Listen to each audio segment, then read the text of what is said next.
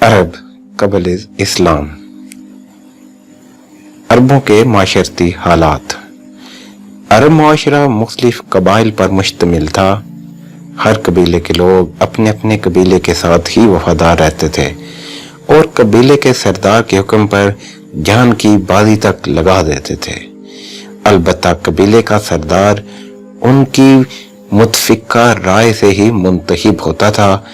قبیلے کے سرداروں کے غرور اور ایک دوسرے کے ساتھ بلا وجہ کی دشمنیوں کے سبب ایک قبیلے والے دوسرے قبیلے کے خلاف جنگ پر فوراً آمادہ ہو جاتے تھے۔ قبائل کے درمیان معمولی باتوں پر جنگ چھڑ جاتی تھی اور آپ اس بات کا اندازہ اس سے لگا سکتے ہیں کہ دو قبائل بنو تغلب اور بنو بکر جو کہ عرب کے دو مشہور قبائل تھے، ان کے درمیان ایک قتل پر 40 سال تک خونی جنگ جاری رہی۔ الغرض قبائلی سرداروں کی انا اور تکبر کی بنا پر تصادم ہزاروں آدمیوں کے قتل کا باعث بن جاتا تھا۔ عرب کے باشندوں میں سے زیادہ مالدار لوگ شہروں میں رہتے تھے اور ان کو حضری کہا جاتا تھا۔ ان کا ذریعہ معاش تجارت تھا۔ طائف اور یثرب یعنی مدینہ جیسے شہروں میں جہاں پانی مل جاتا تھا وہاں زراعت اہم پیشہ تھا، لیکن مکہ کے لوگ زیادہ تر تجارت پیشہ ہی تھے۔ عرب میں زیادہ تر تجارتی قافلے لوٹ لیے جاتے تھے کیونکہ وہاں پر زیادہ زندگی خانہ بدوشوں کی زندگی تھی، تو اس وجہ سے وہاں پر جو بدو ہوتے تھے ان کی زندگی کا زیادہ تر انحصار لوٹنے وغیرہ پر ہوتا تھا۔ لیکن قریش کا احترام کیا جاتا تھا کیونکہ قریش کے پاس مکہ کی نگہبانی تھی اور وہ کعبہ کے نگہبان بھی تھے۔ ان کے قافلے بھی محفوظ تھے، چنانچہ ان کی تجارت بھی ترقی پاتی تھی۔ نیز حج کے موقع پر ان کے لیے روزگار کے بے شمار موقع پیدا ہو جاتے تھے۔ شہری لوگ جانور بھی پالتے تھے اور ان کے اندر وہ تمام صفات موجود تھی جو کہ شہری زندگی یا شہری آبادی میں ہوا کرتی ہیں۔ عرب کی آبادی کی اکثریت صحرا میں خانہ بدوشی کی زندگی بسر کرتی تھی۔ یہ لوگ بدو کہلاتے تھے۔ جانور پالنا ان کا اہم ترین پیشہ تھا اور وہ چراگاہوں کی تلاش میں ادھر ادھر گھومتے رہتے تھے۔ جہاں پانی اور چارہ میسر ہوتا وہاں قافلہ مقیم ہو جاتا۔ جانوروں کا دودھ اور گوشت ان کی بڑی بنیادی ضرورت تھی۔ عرب معاشرے کا ایک مظلوم طبقہ غلام بھی تھے جو آپس میں جنگ کی صورت میں شکست کھانے والے قبیلے کے مرد غلام اور عورتیں لونڈیاں قرار پاتی تھیں۔ غلاموں کے ساتھ نہایت ظالمانہ سلوک کیا جاتا تھا۔ تو یہ عربوں کے معاشرتی حالات تھے جو کہ اسلام سے پہلے تھے۔ اب اس کے بعد ہم دیکھتے ہیں کہ عربوں میں کون کون سی معاشرتی برائیاں پائی جاتی تھیں۔ معاشرتی برائیاں۔ عرب میں شراب نوشی کا رواج تھا۔ امراء یعنی کہ امیر لوگوں کے گھر شراب خوری کے اڈے تھے۔ ان کے ہاں جوا کھیلنا شرفا کا دستور سمجھا جاتا تھا۔ عرب معاشرے میں عورت انتہائی مظلوم تھی۔ مرد جب چاہے اسے طلاق دے سکتا تھا اور عرب میں لڑکیوں یا بچیوں کو زندہ دفن کرنے یا زندہ درگور کرنے کے واقعات بھی عام تھے۔ اس لیے بیٹی کی پیدائش باپ کے لیے شرم کا باعث بن جاتی تھی۔ عرب معاشرے نے شعر و سخن میں بہت ترقی کی، لیکن ان کی شاعری پر فحاشی اور بے حیائی کا غلبہ تھا۔ قبیلے کے لوگ عام طور پر اپنے آدمی کے قتل کا انتقام لیتے اور اس کے لیے جنگ کی راہ ہی اختیار کی جاتی تھی جو کہ کئی اور انسانی جانوں کو ختم کرنے کا باعث بنتی۔ شہری لوگ دیت یا خون بہا لے کر معاف بھی کر دیتے تھے، لیکن اس کو پسند نہیں کیا جاتا تھا۔ انتقامی لڑائی غیرت کا تقاضا سمجھی جاتی تھی اور مجرموں، جنگی قیدیوں اور دشمن کے آدمیوں کو ایذائیں دے دے کر مار دیا جاتا تھا۔ لیکن ان تمام کے باوجود عربوں میں چند خوبیاں بھی تھیں۔ آئیے ان اب اخلاقی خوبیوں کا جائزہ لیتے ہیں۔ عربوں کی اخلاقی خوبیاں۔ عرب معاشرے کی ان برائیوں کے ساتھ ساتھ ان میں بعض خوبیاں بھی پائی جاتی تھیں جس کی وجہ سے عرب قوم کو دین حق کی علمبرداری سونپی گئی۔ عرب نہایت کیور قوم تھے اور بے غیرتی و بے عزتی برداشت نہیں کرتے تھے۔ अरबों ने कभी गुलामी बर्दाश्त नहीं की और इसी वजह से अरब के दोनों तरफ बड़ी हुकूमतों की मौजूदगी में भी अरबों की आज़ादी महफूज रही। ये जो दोनों हुकूमतों का जिक्र हो रहा है, एक रोमा की सल्तनत थी और एक जो है वो पर्शियन एम्पायर था। बिलूम अरब इरादे के पक्के थे और अपने मकसद को हासिल करने के लिए किसी भी हद को क्रॉस कर जाते थे। अरबों की अक्सरियत डंके की चोट पर हक बात कहने और नहायत बेखौफी के साथ अपनी राय का इजहार करने की आदी थी। रेगिस्तान की सख्त आबो हवा ने उन्हें तकलीफें बर्दाश्त करने का आदी बना दिया था। अरब अपने आप को फसीह लिसान यानी कि जिनको ज़बान पे मुकम्मल अबूर है और बाकी लोगों को अजमी यानी कि गूंगे कहते थे। अरबों को अपने आबा अजदाद के नाम याद होते थे। उनके अंदर हाफजे की उम्दगी की वजह से शजरा नसब को जहन में महफूज रखने की सलाहियत भी मौजूद थी। उनकी एक खूबी जो मजबूत मुआशरे की तंजीम व तामीर के लिए इंतहाई मददगार साबित होती है, वो थी उनकी अक़रबा से मोहब्बत। कबायली निज़ाम में तहफ़्फ़ुज़ सिर्फ उसी सूरत में मुमकिन था जब ख़ानदानी निज़ाम मजबूत हो। अब इसके बाद हम अरब के सियासी हालात का जायजा लेंगे कि सियासी तौर पर अरब में जो हालात थे वो किस तरह से थे, उनके अंदर जो हुकूमत का निज़ाम था वो कैसा था। तो अरबों के सियासी हालात, अरब में कोई मरकजी हुकूमत कायम ना थी, बल्कि हर कबीले की अपनी तंजीम थी। कबीले का सरदार साबिक़ सरदार की वफात के बाद बाहमी मशावरत से चुना जाता था। उसके लिए साबिक़ सरदार के साथ रिश्तेदारी भी अहम समझी जाती थी, लेकिन उसके साथ साथ ज़ाती सलाहियतों, शजाअत और दानिशमंदी को भी मद्दे नज़र रखा जाता था। अरब में दो किस्म के कबाइल आबाद थे। ये बहुत अहम बातें हैं कि आपको इन दोनों अरब के कबाइल के बारे में बुनियादी बातें पता होनी चाहिए। याद रखें, इनके अलावा इन दो कबाइल के अलावा अरब बाइदा भी थे। अरब बाइदा वो कौमें थीं जिनका वजूद मुकम्मल तौर पर ख़त्म हो चुका है तारीख से, जिनमें कौमें अमालका, कौमें आद और कौमें समूद वगैरह शामिल हैं। अब हम बात करेंगे उन दो कौमों की, उन दो कबाइल की जो कि अरब में आबाद थे और जिनका जिक्र तारीख में कहीं ना कहीं ज़रूर मिलता है।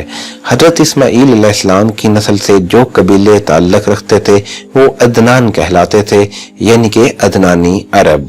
अब इनमें जो कबाइल ज़्यादा मशहूर थे वो थे बनु रबिया, बनु मुज़र और बनु कुज़ा, जबकि दूसरे कहतानी अरब कहलाते थे। कहतानी कबाइल का असल मरकज यमन था, जो कि एक इंतहाई ज़रखेज़ इलाका है। चुनांचे इनकी तादाद में मुसलसल इजाफा होता रहा, यहाँ तक कि उन्होंने शाम, हिरा और यसरब में अपनी हुकूमतें कायम कर लीं। आपने ये जो हिरा लफ्ज़ सुना है, तो हिरा इराक का पुराना नाम है। औस, खजरज और बनु खुज़ा वगैरह कहतानी थे। अदनानी या शमाली कबाइल और कहतानी या यमनी कबाइल के दरमियान ज़माना कदीम से रकाबत थी और खाना काबा का तकद्दस जो अदनानी कबाइल को एक तरह से फजीलत देता था, यमनियों को कतई नापसंद था। इसीलिए अब्राहा ने यमन में अपना किबला बनाकर खाना काबा की अहमियत को कम करने की कोशिश की, और जब इसके बावजूद वो ये कोशिश ना कर सका, जब ये इस कोशिश में कामयाब ना हो सका, तो उसने जो है हाथियों के साथ खाना काबा पर हमला कर दिया। कबायली निज़ाम और अरबों के मखसूस मजाज का उन्हें एक फ़ायदा ये हुआ कि वो कभी किसी मुल्क के गुलाम ना बने। अलबत्ता यमन का इलाका जो सरसब्ज़ व शादाब था और समंदर के करीब होने की वजह से वहाँ तक रसाई भी आसान थी। कभी हिब्शा के ईसाइयों के कब्जे में आ जाता और कभी ईरान और मजूसी हुकूमत उस पर कब्जा कर लेती थी। और इसके बाद हम जानेंगे कि अरबों के मजहबी हालात क्या थे, यानी इस्लाम से पहले अरब में कौन कौन से मजहब पाए जाते थे। अरबों की अक्सरियत का मजहब बुत परस्ती था। बुतों की पूजा करने वालों का दावा था कि वो हजरत इब्राहीम अलैहिस्सलाम की औलाद होने के सबब दीन इब्राहीमी पर हैं। हालांकि हजरत इब्राहीम अलैहिस्सलाम बुत शिकन थे, ना कि बुत परस्त। खाना काबा में 360 बुत रखे हुए थे, यानी हर दिन का एक बुत जो है वो अलहदा था। یہودی حضرت یعقوب علیہ السلام کی اولاد تھے۔ ان کے 3 قبائل یثرب میں آباد تھے۔ حضرت موسیٰ علیہ السلام کے ساتھ تعلق کے باعث ان کو عرب میں علمی فوقیت حاصل تھی۔ ان کے مقابلے میں عرب امی یعنی ان پڑھ سمجھے جاتے تھے۔ سود خوری ان کا محبوب پیشہ تھا۔ امیوں کا مال ہڑپ کر لینا ان کے نزدیک جائز تھا۔ عرب میں عیسائی مذہب کے ماننے والے بھی موجود تھے اور اس مذہب کے بارے میں اچھی رائے بھی پائی جاتی تھی۔ بہت سے حق کے متلاشی مختلف مذہبوں سے فرار اختیار کر کے عیسائیت کے دائرے میں داخل ہو چکے تھے، لیکن بہت سے جرائم پیشہ لوگ بھی سزاؤں سے بچنے کے لیے راہب بن جاتے تھے اور یوں کلیساؤں میں ہر طرح کی اخلاقی برائیاں بھی پائی جانے لگیں۔ ایران اور عراق کا غالب مذہب آتش پرستی تھا۔ آتش پرست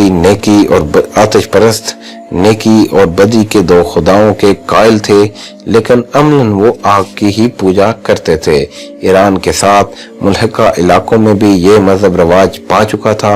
چند عرب ایسے بھی تھے جو تمام مذاہب کے پیروکاروں کی بری خصلتیں دیکھ کر دوہریے بن گئے تھے۔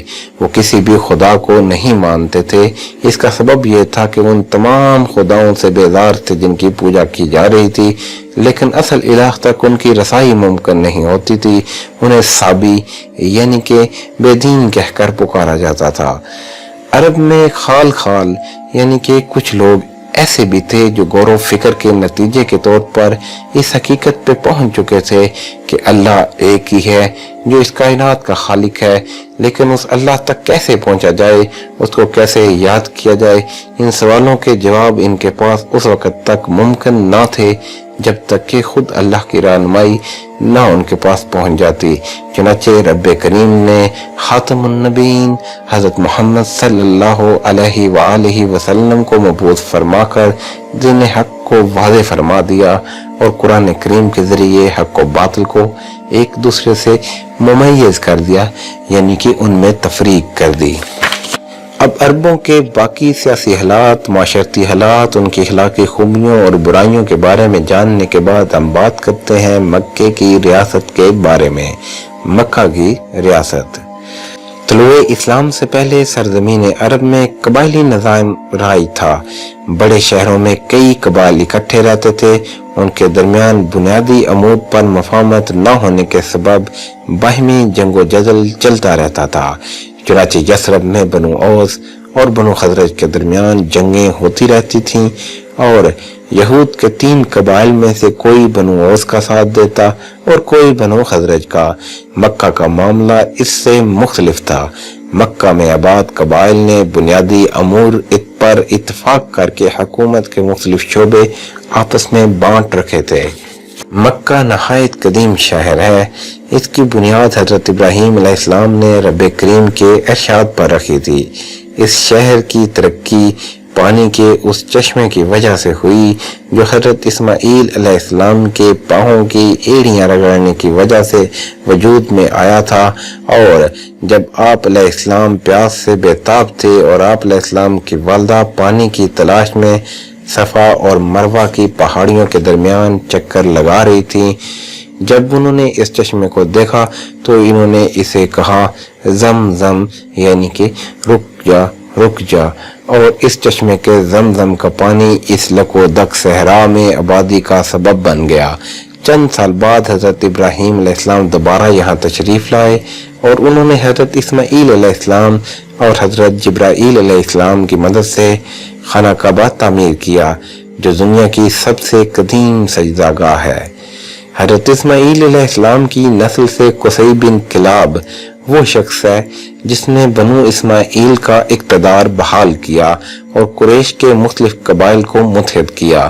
قصی بن کلاب نے فہر کی تمام شاخوں کو اکٹھا کر کے ان کے درمیان مناصب یعنی کہ منصب تقسیم کیے اور اس طرح مکہ کی ریاست وجود میں آئی۔ قصی بن کلاب اس ریاست کا سربراہ تھا۔ وہ دارالندوہ کی صدارت کرتا تھا۔ دارالندوہ انہوں نے ایک بیٹھک ٹائپ بنایا ہوا تھا جہاں پر کانفرنس وغیرہ ہوتی تھیں، تو یہ کانفرنس ہال کی طرح تھا جہاں پر بڑے بڑے اہم فیصلے کیے جاتے تھے۔ لڑکے اور لڑکیوں کے رشتے ناطے بھی یہیں پر تہ پاتے تھے۔ جنگ کا پرچم کھولا جاتا تھا۔ خانہ کعبہ کی پاسبانی اور چابیاں اس کے پاس تھیں۔ خانہ کعبہ کی پاسبانی اور چابیاں بھی قصی کے پاس تھیں۔ نیز حاجیوں کے لیے پانی بھرنے اور حاجیوں کی میزبانی کا اہتمام بھی وہی کرتا تھا۔ اس کی وفات کے بعد اس کا دوسرا بیٹا عبد المناف ریاست کا سربراہ بنا، لیکن بعض شعبے بڑے بیٹے عبدالدار اور اس کی اولاد کی تحویل میں دے دیے گئے۔